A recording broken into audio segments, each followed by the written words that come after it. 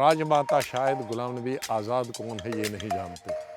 हाँ हाँ, पकड़ने गए और अटल जी ने उसको बाजू से वापस करके बहरना, मतलब उसको वॉकआउट करने दो। ये आपका अटायर मुझे बहुत अच्छा लगा। आप अपने अटायर के बारे में बताएंगे कि क्या अटायर है? अब जब मैं ये कह रहा हूँ तो अटल जी उस वक्त नहीं थे, वो अंदर घुसने लगे, वो ऐसे चलते थे ढीला ढीला। 51.8% जम्मू कश्मीर की महिलाएं बेरोजगार हैं। लड़कियां हमारी स्टेट में लड़कों से ज़्यादा क्वालिफाइड हो गई। नमस्कार, मेरा नाम है चारू अग्रवाल और आप जुड़ चुके हैं जागरण.com के साथ। इस वक्त हमारे साथ बहुत ही दिग्गज नेता जम्मू कश्मीर के पूर्व सीएम श्री गुलाम नबी आज़ाद सर जुड़ चुके हैं। सर, 5 राज्यों के चुनाव में जनता जनार्दन ने अपनी सरकार चुन ली है, लेकिन हर बार की तरह इस बार भी जिनको मत नहीं मिला है वो इस बार भी ईवीएम पर अपना ठेकड़ा फोड़ रहे हैं। उनका अभी भी यही मानना है कि ईवीएम हैक की वजह से हम चुनाव जो हैं वो हार चुके हैं। तो सर, इसमें कितनी सच्चाई है? आप क्या ईवीएम हैक को जिम्मेदार मानते हैं? नहीं, देखिए, जब जीतो तो तब ईवीएम ठीक है, और जब हारो तो ईवीएम ने चोरी की, तो ये दो बातें नहीं हो सकती। हिमाचल में बीजेपी हार गई तो किसी ने नहीं ये कहा कि ईवीएम की गलती से हुई। कर्नाटक में बीजेपी हार गई जो कि मेरे ख्याल में रूलिंग पार्टी के लिए बड़ा प्रेस्टिजियस था, तो किसी ने ये नहीं कहा कि ईवीएम में गलती थी। अगर किसी मशीन में गलती है तो वो हर वक्त होगी जी। वो मशीन पिक एंड चूज़ नहीं करेगी कि यहाँ एक को जिताएगी वहाँ दूसरे को जिताएगी। इसलिए ये बहुत कोई 15-20 साल मैंने भी इसके खिलाफ बोला है, ईवीएम के खिलाफ पार्लियामेंट में बोला है, पार्लियामेंट के बाहर बोला है, इलेक्शन कमीशन में डेलीगेशन लिया, लेकिन किसी भी इलेक्शन अलग अलग सोच के लोगों ने, इवन उस इलेक्शन कमीशन को और चीफ इलेक्शन कमीशन को जिसने हम ही ने बनाया था कांग्रेस पार्टी में, तो उसने भी कहा नहीं ये मिसप्लेस्ड है आप लोगों का डाउट, ये ठीक नहीं।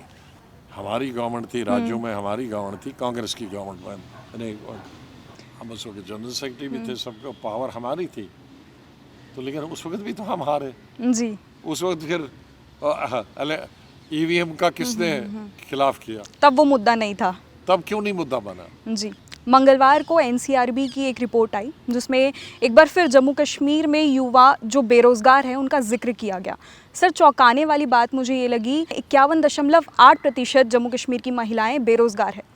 तो सर, मेरा सवाल आपसे ये है कि अगर आपकी पार्टी सत्ता में आती है तो महिलाओं को क्या लाभ मिलेगा? रिजर्वेशन सर्विसेज मैं ऑलरेडी अनाउंस किया हूँ, क्योंकि शायद किसी को मालूम नहीं है, जब मैं पढ़ता था कॉलेज में 50 साल पहले की बात कही यूनिवर्सिटी में, तो एमएससी में भी हमारे जोलॉजी, बॉटनी, केमिस्ट्री, फिजिक्स 50% लड़कियां होती थी। लड़कियां हमारी स्टेट में लड़कों से ज़्यादा क्वालिफाइड हो गई कि मेरा दिल तो चाहता है 50% रिजर्वेशन लड़कियों को दूं। मतलब जम्मू कश्मीर की बेटियां और महिलाएं आगे बढ़ेंगी। अगर 50 दें या ना दें, लेकिन कुछ रिजर्वेशन उनकी। लड़की को जब आप नौकरी देते हैं तो 2 परिवारों को मिलता है। बिल्कुल सर। एक उसके पति के पूरी परिवार को, सास ससुर वगैरह, और उसकी माँ साइड को भी, क्योंकि जितना इसमें ज़िला परिषद, हमारे डीडीसी बीडीसी कहते हैं, यहाँ ज़िला परिषद और पंचायत समिति कहते हैं हमारे रेस्ट ऑफ कंट्री में, उसमें जो लड़कियाँ हैं, पढ़ी लिखी हुई लड़कियाँ और लाजवाब लड़कियाँ, बोलने वाली और असर्टिव लड़कियाँ, तो ये धारणा भी गलत है कि औरतों को बोलना नहीं आता है या असर्टिव नहीं है, अफेक्टिव नहीं है। मैंने देखी है कि जितनी इवन एसटी शेड्यूल्ड ट्राइब की लड़कियाँ, बिल्कुल, they are more assertive than the most of the boys. Yes sir. क्योंकि सर, आपने इस बीच आरक्षण की भी बात की, तो हाल ही में केंद्रीय मंत्री अमित शाह ने एक विधेयक पेश किया जिसमें कहा गया कि कश्मीरी पंडितों के लिए 2 सीट रिजर्व होने चाहिए जम्मू कश्मीर विधानसभा में। तो सर, इस पर आपका क्या टेक है? देखिए, ये बहुत अच्छी खुशी की बात है कि 2-3 किस्म की रिजर्वेशन रखी गई। एक्चुअली उन्होंने कश्मीरी पंडित करके नहीं लिखा है, उसमें जो विस्थापित हुए। हाँ बिल्कुल, विस्थापित। हाँ, विस्थापित दोनों में है, मुस्लिम भी है, कश्मीरी एंड ब्लॉक है, यस पंडित। लेकिन तो उन्होंने इस बात का बहुत स्वागत किया, उन्होंने रिलीजियस लाइंस पे नहीं किया, क्योंकि जम्मू कश्मीर वो रिलीजियस, चाहे अल्टीमेटली उन्हीं को मिलेगा, लेकिन वो कानून ऐसा नहीं बनाना चाहिए, रिलीजन का कानून सबका दिखना चाहिए। यस। तो वो मैं उस सोच के लिए मैं बधाई देना चाहता हूँ। एक तो वो गलत नहीं है, अच्छा है, कम है। ओके। दूसरा, उनको जो पीओके के साथ है, पीओके में हमारी जब से जे.एंड.के का कॉन्स्टिट्यूशन बना है उसमें 25 सीटें रखी गई थी निर्धारित रिजर्व, कि जब वापस पीओके हम लेंगे तो उनको 25 सीटें देंगी। चूँकि सर कश्मीर की बात छिड़ी चुकी है, आपका अटायर मुझे बहुत अच्छा लगा। आप अपने अटायर के बारे में बताएंगे, ये क्या अटायर है? पहले हमने आपको काफ़ी इंटरव्यूज़ में देखा है कि आप सूट पहनते हैं या तो फिर वाइट कलर का कुर्ता होता है, उसके ऊपर जैकेट। ये बदलाव के पीछे क्या कारण है? नहीं, यह बदलाव नहीं है। हाँ। ये तो कश्मीरी कल्चर है। Yes sir. गर्मियों में it keeps you warm. No, Okay. गर्मियों में पतले कपड़े का, अच्छा। और सर्दियों में वोलन। ओके। और इसके अंदर और भी एक होता है, इसमें है नहीं लेकिन होता है पूरा। ओके।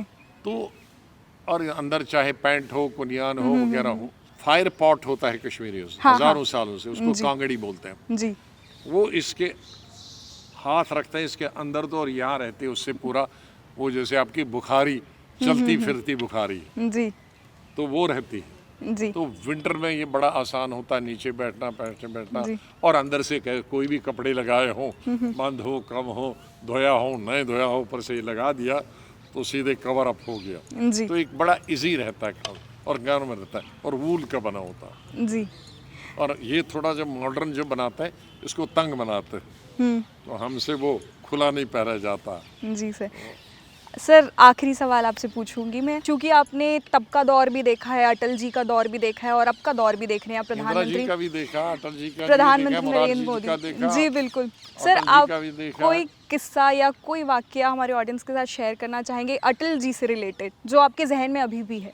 तो हमारी इस तरह के संबंध थे कि पार्लियामेंट में या वो मेरे कमरे होते थे, हालांकि उम्र में बहुत बड़े थे और बड़े स्ट्रेचर था उनका, लीडर थे, भले ही हम कैबिनेट मिनिस्टर थे, कद में भी छोटे थे, इनमें पॉलिटिकल कद में, सोच में भी छोटे थे, उम्र में भी छोटे थे, लेकिन वो माइंड नहीं करते थे, चलते फिरते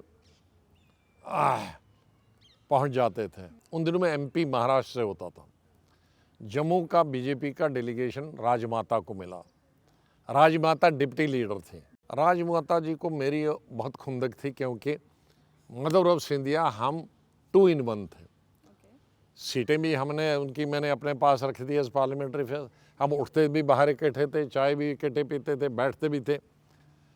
तो माता जब हमको देखती थी इकट्ठे चलने की, तो मेरी सवाल का भी जवाब नहीं देती थी। क्वेश्चन आवर ख़त्म हुआ तो उन्होंने कहा स्पीकर को, सर मुझे कुछ कहना है। तो स्पीकर ने कहा, सीनियर लीडर थी, अटल जी भी उनका बहुत आदर करते थे, तो कहा जी मुझे डेलीगेशन जम्मू का मिला बीजेपी का। उन्होंने कहा कि हमारे पार्लियामेंट्री अफेयर्स मिनिस्टर ने अपनी डिस्ट्रिक्ट में 3 आतंकवादियों को छुड़ाया, और ये कहकर बैठ गए। अब जिस पर आरोप लगे तो स्पीकर उसको, तो मैं वैसे ही उठा, मैंने कहा मैं बताऊँ, मैंने कहा राजमाता जिसका हम बहुत आदर करते हैं, बहुत सीनियर लीडर है, ये इतना आरोप लगाया, ये बहुत सीरियस आप, इसको माननीय स्पीकर और सरकार लाइटली ले सकती। तो मैंने कि सरकार की तरफ से मैं 4 मेंबर कमेटी पार्लियामेंट की घोषित करता हूँ, चेयरमैन जिसके होंगे अटल बिहारी वाजपेयी। अब जब मैं ये कह रहा हूँ तो अटल जी उस वक्त नहीं थे, वो अंदर घुसने लगे, वो ऐसे चलते थे ढीला ढीला करके, ये सुना कि चेयरमैन अटल जी होंगे, तो आगे। और मैंने कहा दूसरे मेंबर होंगे एडवाणी जी, तीसरी मेंबर होंगी राजमाता, और चौथे मेंबर होंगे मल्होत्रा जी। और जो ये 15 दिन में ये अपनी रिपोर्ट सबमिट करेंगे तो वो सरकार को मानने होंगे। तो अटल जी उठे, मैं पार्लियामेंट्री अफेयर्स मिनिस्टर से क्षमा चाहता हूँ और पार्लियामेंट से क्षमा चाहता हूँ इन शब्दों के लिए जो राजमाता ने कहा। राजमाता शायद गुलाम नबी आज़ाद कौन है ये नहीं जानते, हाँ, हाँ यस मतलब है हाँ किस्सा सुनाया हाँ आपने। कि उनका गुलाम नबी आज़ाद मतलब ये इन चीज़ों से अबव है कि गुलाम नबी आज़ाद किसको कहते हैं और कौन है, ये राजमाता को मालूम नहीं, इसलिए मैं क्षमा चाहता हूँ। अब राजमाता गुस्से में उठ के चली गई, तो मदन लाल खुराना भी थे, वो भी थे वन ऑफ द विप्स, वो उसको पकड़ने गए और अटल जी ने उसको बाजू से वापस करके बहरना, मतलब उसको वॉकआउट करने दो, गलत बात करते।